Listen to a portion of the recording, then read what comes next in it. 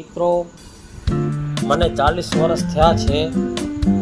40 વર્ષની અંદર હું એક ઇન્જેક્શન નથી લીધો, ભલે ગોળી ખાધી હોઈશ પણ ઇન્જેક્શન નથી લીધો।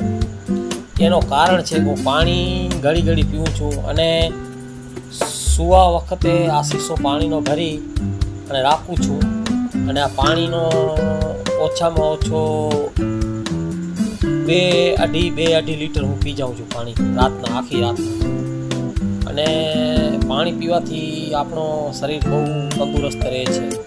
અને ખાસ મારી વિનંતી છે કે તમે પાણી પીઓ અને તમે સૂતા વખતે તમને ઉઠવામાં આળસ થાય તો તમારી બાજુમાં એક શીશો અથવા માટલો રાખી દો પાણીનો, તો સારો, કેમ કે પાણી પીઓ ઘડી ઘડી અને તમારા શરીર સારો રહે। આ પાણી પીતા જ રહ્યો।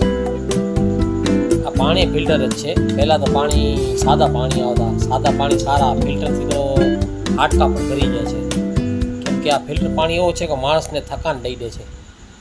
પણ આવા પાણી હવે મળતા નથી। એ પાણી હોય ગામડાનું પાણી બધા કરતાં સારું। એ પાણી મળી જાય તો તમારી જિંદગી ડબલ થઈ જાય। આ પાણીની અંદર તો જિંદગી થોડીક ઓછી થઈ જાય। ભલે પાણી તો આ સારો, આ ફિલ્ટર પાણી હોય। હવે કેમ કે પાણી એવા થઈ ગયા ને બધા ફિલ્ટરવાળા, કેમિકલવાળા, એના હિસાબે માણસ હેરાન થઈ જાય છે।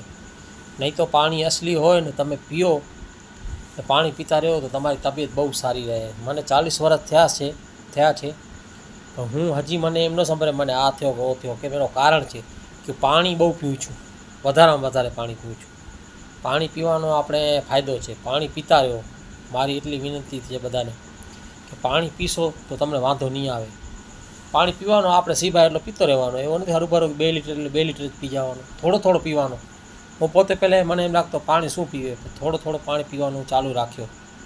એ મારી બધાને રિક્વેસ્ટ છે બધાને। મેં આ વિડીયો એટલા માટે જ બનાવ્યો છે કે કોઈ માણસની જિંદગી વધી જતી હોય તો સારો પાણીમાં, એટલે થોડું પાણી તમે ચાલુ રાખો પીવાનો। મારો કહેવાનો મતલબ એ છે।